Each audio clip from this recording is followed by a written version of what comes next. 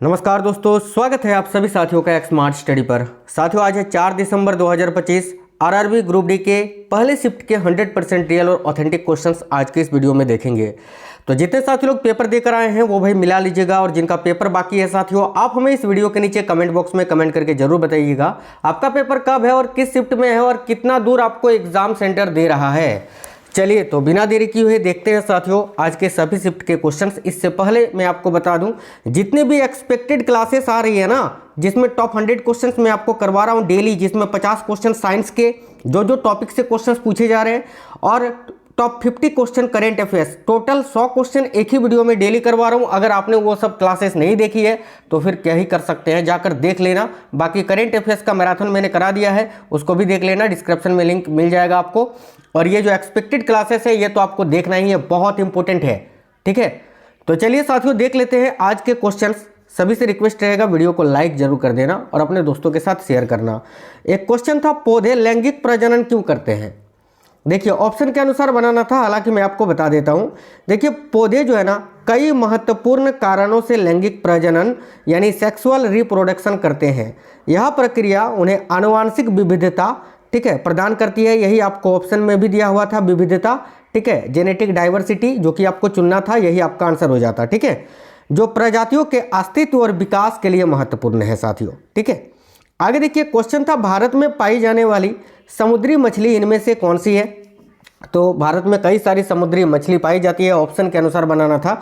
एक बच्चे ने बताया कि सर पॉम्फ्रेट ऑप्शन में दिया हुआ था, तो पॉम्फ्रेट तो बहुत ही ज़्यादा फेमस है, यही आपको ऑप्शन में भी था, तो यही आपका करेक्ट आंसर हो जाता। देखिए भारत में पाई जाने वाली अन्य समुद्री मछलियों में मैकेरल, एक आपका मैकेरल, पॉम्फ्रेट और सुरमई शामिल है। यहाँ आपको ऑप्शन में आज पॉम्फ्रेट दिया हुआ था, जो कि आपका 100% करेक्ट आंसर हो जाता। एक क्वेश्चन था, निम्नलिखित में से कौन बाइनरी फिजन यानी द्विखंडन विधि से प्रजनन करता है? तो इसका सबसे अच्छा उदाहरण जो है आपका अमीबा और लिस्मेनिया होता है। तो अमीबा ऑप्शन में नहीं था, लिस्मेनिया दिया हुआ था, यही आपका करेक्ट आंसर हो जाता। देखो अमीबा और बैक्टीरिया जो है ना, जैसे एकल कोशिकीय वाले जीव मुख्य रूप से बाइनरी फिजन से विधि से ही जो है प्रजनन करते हैं। तो इसका सबसे अच्छा एग्जाम्पल तो अमीबा है। अमीबा आपको ऑप्शन में नहीं दिया हुआ था, लिस्मेनिया था, तो यही आपका करेक्ट आंसर हो जाता। एक क्वेश्चन था, एटीपी एडिनोसिन ट्राइफॉस्फेट, एटीपी का निर्माण निम्नलिखित में से किसके द्वारा किया जाता है? 4 ऑप्शन दिए हुए थे, 4 ऑप्शन में से माइटोकॉन्ड्रिया आपको ऑप्शन में दिया हुआ था, जो कि आपका 100% करेक्ट आंसर हो जाता। मैंने अभी जो एक्सपेक्टेड क्लासेस करवाए हैं ना, जो एक्सपेक्टेड क्लासेस करवा रहा था उसमें भी ये क्वेश्चन मैंने बताया था आपको, पहला या दूसरा में। अभी नए वाले जब से पेपर स्टार्ट हुआ है, जो एक्सपेक्टेड करवा रहा हूँ, आपके जो टॉपिक पूछे जा रहे हैं उसी में तो डेली करवा रहा हूँ, डेली शाम में आता है, डेली देखना है आपको। देखिए एटीपी का निर्माण मुख्य रूप से कोशिका श्वसन की प्रक्रिया द्वारा किया जाता है, जो कि माइटोकॉन्ड्रिया में होती है साथियों, ठीक है। आगे देखिए क्वेश्चन था, HCl यानी हाइड्रोक्लोरिक अम्ल और सोडियम हाइड्रोजन कार्बोनेट की अभिक्रिया से कौन सी गैस निकलती है? तो ध्यान से देखिए, यहाँ पर अगर आप देखोगे तो साथियों बेसिकली आप एक अम्ल और क्षार की क्रिया करा रहे हो, ठीक है। तो देखिए कार्बन डाइऑक्साइड, यहाँ पर आंसर आपका कार्बन डाइऑक्साइड हो जाता। ये आप पहले जान लीजिए कि HCl और NaHCO3 यानी सोडियम बाइकार्बोनेट भी हम इसको बोलते हैं, इन दोनों की जब अभिक्रिया कराते हैं तो कौन सी गैस निकलती है? तो कार्बन डाइऑक्साइड गैस निकलती है, तो ये आपका करेक्ट आंसर हो जाता। देखिए HCl यानी हाइड्रोक्लोरिक अम्ल और NaHCO3 यानी सोडियम बाइकार्बोनेट की अभिक्रिया से कार्बन डाइऑक्साइड गैस निकलती है। यह एक अम्ल क्षार यानी एसिड बेस अभिक्रिया है जिसमें गैस का निर्माण होता है, ठीक है। एक क्वेश्चन था, पशुओं में अवायवीय श्वसन के दौरान क्या उत्पन्न या उत्सर्जित होता है? तो सिंपल सा आंसर होता है लैक्टिक एसिड। देखिए पशुओं में अवायवीय यानी देखिए अनएरेबिक रेस्पिरेशन के दौरान जो है ना, मुख्य रूप से लैक्टिक एसिड और ऊर्जा उत्पन्न होती है। तो ऑप्शन में लैक्टिक एसिड आपको दिया हुआ था, यही आपका करेक्ट आंसर हो जाता साथियों। देखिए आप लोग वीडियो को लाइक जरूर करिएगा साथियों। आगे देखिए क्वेश्चन था, सरीसृपों में या सरीसृपों के अंडों में लिंग को प्रभावित करने वाली पर्यावरणीय अवस्था कौन सी होती है? यानी वह कौन सी पर्यावरणीय अवस्था है जो सरीसृपों के अंडों में लिंग को प्रभावित करता है? तो इसका आंसर आपका हो जाता टेम्परेचर यानी तापमान, ठीक है। देखिए इस क्वेश्चन के लिए करेक्ट आंसर आपका तापमान हो जाता साथियों। तापमान आपको बता दें कि सरीसृपों के अंडों में लिंग का निर्धारण करने वाली प्रमुख पर्यावरणीय अवस्था तापमान है। इस घटना को तापमान, देखिए तापमान निर्भर लिंग निर्धारण यानी टेम्परेचर डिपेंडेंट सेक्स डिटर्मिनेशन यानी TSD आप जिसको बोलते हैं, याद रखना ये भी, ठीक है। आगे देखिए क्वेश्चन था क्रियाशीलता श्रेणी में, ठीक है, जो रिएक्टिविटी सीरीज है उसके बारे में पूछा जा रहा है कि क्रियाशीलता श्रेणी में तत्वों की व्यवस्था किस प्रकार होती है। देखिए क्रियाशीलता श्रेणी में जो तत्व होते हैं ना, तत्वों को उनकी रासायनिक क्रियाशीलता के घटते क्रम में, ये बहुत इंपॉर्टेंट क्वेश्चन है, घटते क्रम में व्यवस्थित किया जाता है। ऑप्शन में भी घटता क्रम दिया हुआ था, यही आपको टिक करना था, ये आपका करेक्ट आंसर हो जाता साथियों।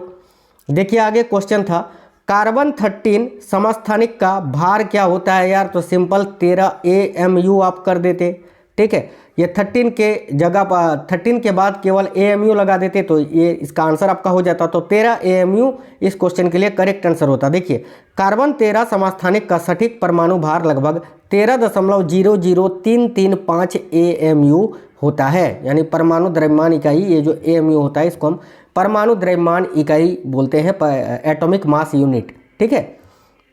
आगे देखिए क्वेश्चन था यदि बने हुए प्रतिबिंब की ऊंचाई वस्तु की ऊंचाई से 3 गुनी है और फोकस दूरी 12 सेंटीमीटर है तो प्रतिबिंब की दूरी कितनी होगी। ये साथियों आप निकाल लेना, आराम से आप आसानी से निकाल लोगे। आगे देखिए क्वेश्चन था स्थितिज ऊर्जा किसमें परिवर्तित होती है, तो यार सिंपल सा क्वेश्चन था यार, स्थितिज ऊर्जा किसमें बदलती है, गतिज ऊर्जा में। जैसे कि देखो कोई हथौड़ा है उसको आपने उठा के रखा है तो वो अभी स्थितिज ऊर्जा में है, ठीक है। जैसे उसको आप चलाओगे तो वो किस में बदल जाएगी, गतिज ऊर्जा में बदल जाएगी। सिंपल सा क्वेश्चन था ये, गतिज ऊर्जा करेक्ट आंसर हो जाता। देखिए स्थितिज ऊर्जा यानी पोटेंशियल एनर्जी कई अलग अलग प्रकार की गतिज ऊर्जा यानी काइनेटिक एनर्जी या ऊर्जा के अन्य रूपों में परिवर्तित हो सकती है, तो काइनेटिक एनर्जी इस क्वेश्चन का करेक्ट आंसर हो जाता। एक क्वेश्चन था जब बल स्थिर रखा जाता है और क्षेत्रफल घटा दी जाती है तो दाब पर क्या प्रभाव पड़ता है, तो याद रखना जब बल को स्थिर रखा जाता है और क्षेत्रफल को घटा दिया जाता है तो दाब ऑटोमेटिकली बढ़ जाता है। ये भी कोई क्वेश्चन था क्या, दाब बढ़ जाता है, आपका करेक्ट आंसर हो जाता। आगे देखो एक क्वेश्चन था साथियों, हाइड्रोकार्बन से हर शिफ्ट में क्वेश्चन आ ही रहे हैं, ध्यान से देखो 2 क्वेश्चन तो आ ही रहे हैं कम से कम। निम्नलिखित में से कौन सा संतृप्त यौगिक है, ठीक है, माफ करना संतृप्त नहीं, आपसे पूछा था असंतृप्त, है ना, आपसे पूछा था अनसेचुरेटेड यानी असंतृप्त, कि निम्नलिखित में से कौन सा असंतृप्त यौगिक है। 4 ऑप्शन थे, 4 ऑप्शन में एक आपका प्रोपिन दिया हुआ था, प्रोपेन नहीं, प्रोपेन तो आपका संतृप्त हो गया, प्रोपिन, तो प्रोपिन आपका करेक्ट आंसर हो जाता, क्योंकि प्रोपिन जो है ना ये साथियों असंतृप्त यौगिक है। असंतृप्त यौगिक वही होते हैं जो कि साथियों 2 या 2 से अधिक या 2 या 3 हम कह सकते हैं कि जो बॉन्ड बनाते हैं, ठीक है।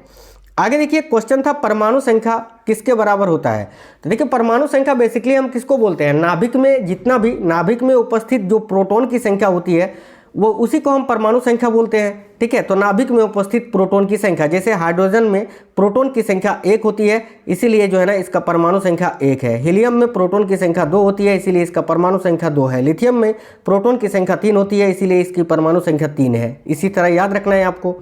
एक क्वेश्चन था निर्देशक परिपाटी में सभी दूरियां किस बिंदु में मापी जाती है, इसका करेक्ट आंसर हो जाता ध्रुव से यानी पोल से, ठीक है। देखिए निर्देशांक परिपाटी में सभी दूरियां दर्पण के ध्रुव यानी पोल ऑफ द मिरर या लेंस के प्रकाशिक केंद्र यानी optical centre of the lens से मापी जाती है। इस बिंदु को मूल बिंदु यानी ओरिजिन माना जाता है, याद रखना। तो आपको ध्रुव दिया हुआ था ऑप्शन में, वही आपका करेक्ट आंसर हो जाता।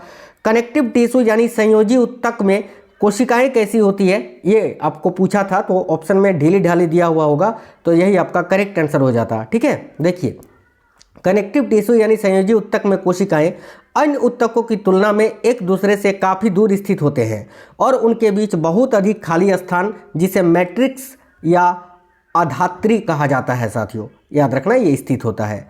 चलिए आगे देख लेते हैं। क्वेश्चन था साथियों, ध्यान से देखिएगा।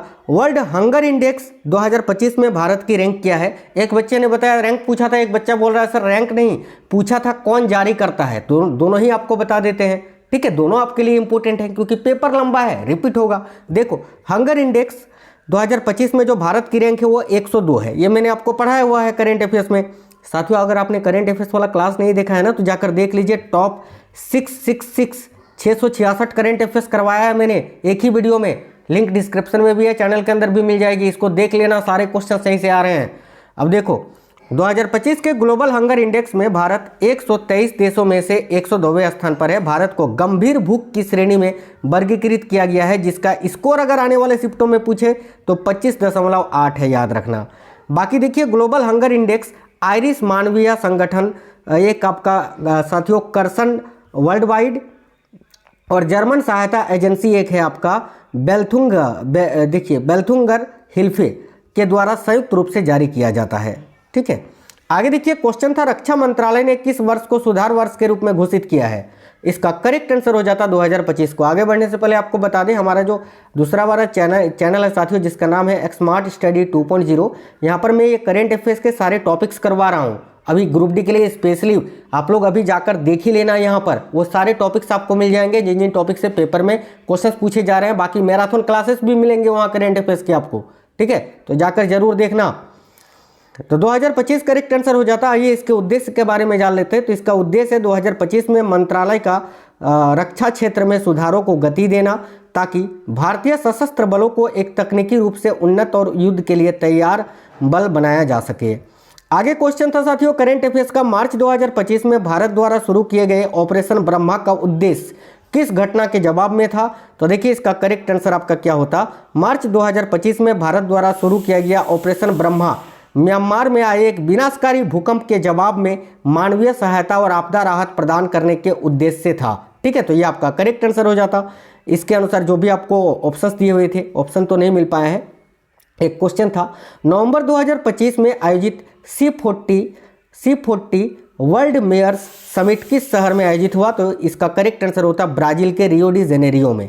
ठीक है, रियो डी जेनेरियो। देखो नवंबर 2025 में आयोजित C40 world Myers summit Brazil के रियो डी जेनेरियो शहर में हुआ है। यह शिखर सम्मेलन 3 से 5 नवंबर तक चला।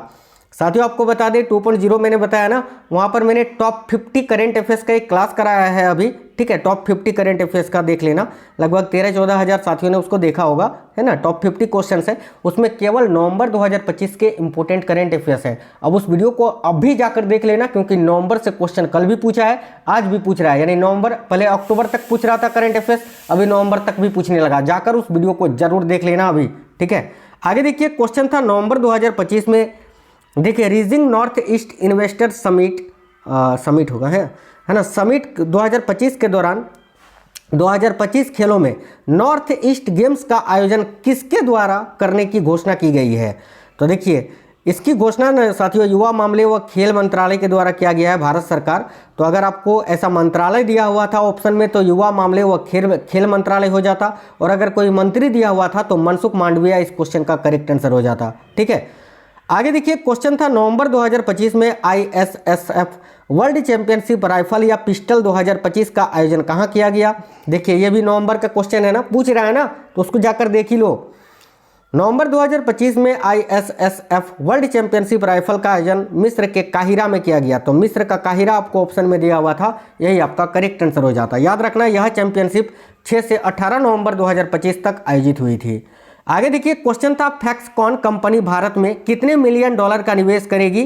तो भाई इसका करेक्ट आंसर हो जाता 1.5 बिलियन डॉलर का। देखिए साथियों फॉक्सकॉन कंपनी भारत में कई अलग अलग निवेश कर रही है, जिसमें 1.5 बिलियन डॉलर लगभग 12,500 करोड़ का नया निवेश भी शामिल है, जो मुख्य रूप से तमिलनाडु में स्मार्टफोन कंपोनेंट्स बनाने की एक नई सुविधा के लिए है। याद रखना। एक क्वेश्चन था देखिए SC/ST संशोधन बिल 2022 किस राज्य से संबंधित है? 4 ऑप्शन दिए हुए थे, आपका करेक्ट आंसर तमिलनाडु हो जाता। तमिलनाडु भी ऑप्शन में था। हालांकि आप याद रखना कि SC/ST संशोधन बिल 2022 जो है ना, ये उत्तर प्रदेश, तमिलनाडु और कर्नाटक जैसे राज्यों से संबंधित है। तो तमिलनाडु आपको ऑप्शन में दिया हुआ था। याद रखना आने वाले शिफ्टों में ये क्वेश्चन अगर डेटा चेंज करके पूछे तो कर्नाटक आपको ऑप्शन में दे सकता है या उत्तर प्रदेश ऑप्शन में दे सकता है। एक क्वेश्चन था हाल ही में किस स्थान ने भारतीय UPI को विश्व स्तर पर शुरू करने का निर्णय लिया है? तो NPCI इंटरनेशनल पेमेंट्स लिमिटेड इस क्वेश्चन के लिए आपका बिल्कुल करेक्ट आंसर हो जाता। आगे एक क्वेश्चन था 2025 में भारत का न्याय रिपोर्ट 2025 में शीर्ष स्थान पर कौन सा राज्य रहा? तो इसका करेक्ट आंसर आपका कर्नाटक हो जाता। देखिए भारत न्याय रिपोर्ट 2025 के अनुसार बड़े और मध्यम आकार के राज्यों में कर्नाटक पहले स्थान पर है, इसके बाद आंध्र प्रदेश दूसरे स्थान पर और तेलंगाना तीसरे स्थान पर है। छोटे राज्यों में सिक्किम जो है ना ये पहले स्थान पर है, ये भी आप याद रखना। एक क्वेश्चन था, हाल ही में आरबीआई ने कितने रुपये तक के गोल्ड लोन के लिए टू वैल्यू अनुपात को 75% से बढ़ाकर 85% कर दिया है। बहुत इंपॉर्टेंट क्वेश्चन था ये, ध्यान से देखिएगा। 2.5 लाख रुपए तक के कर्ज पर जो है ना, इसका करेक्ट आंसर साथियों 2.5 लाख रुपया हो जाता। इसके बारे में जान लेते हैं। देखिए 2.5 लाख रुपए तक के कर्ज पर LTV लोन टू वैल्यू 85%, ठीक है, और 2.5 से 5 लाख रुपये 2.5 से 5 लाख रुपये पर 80% और 5 लाख से अधिक पर 75% है, याद रखना, ठीक है। साथियों मैथ की अगर हम बात करें तो वही मैथ में जैसा आ रहा है आपको 20 क्वेश्चन आप कर लोगे, लेकिन कुछ क्वेश्चन ऐसे हैं जो कि आपको फंसा रहा है साथियों। बाकी रीजनिंग की बात करें तो रीजनिंग में करीब 26-27 क्वेश्चन आप इजीली कर लोगे। 3-4 क्वेश्चन ऐसे हैं जिसमें लैंग्वेज में प्रॉब्लम हो रही है बच्चों को। साथियों जो एक्सपेक्टेड क्लासेस आ रहे हैं उनको आपको देखना ही है, और 2.0 में सारे टॉपिक्स आपको मिल जाएंगे, वहाँ भी जाकर देखिए। और देखिए जितनी भी क्लासेस मैं आपको करवा रहा हूँ ना, ये एनालिसिस से ज़्यादा आपके लिए ज़रूरी है। अगर आपने नहीं देखा है तो जाकर देख लीजिए। मैं जो ऐसे करके करवाता हूँ ना आपको, जिनका पेपर 1, 2, 3, 4, 5, 6 को है, इस प्रकार से लिखकर जो थंबनेल में करवाता हूँ, वो क्लासेस आपके लिए बहुत ज़्यादा इंपॉर्टेंट है, ज़रूर देखिए जाकर। बाकी करंट अफेयर्स मैंने करा ही दिया है, सारे वहीं से आ रहे हैं। वीडियो को लाइक करना, दोस्तों के साथ शेयर जरूर करना, कमेंट बॉक्स में बताना आपको क्लास कैसा लगा है। मिलते हैं नेक्स्ट वीडियो में। जय हिंद साथियों, वंदे मातरम।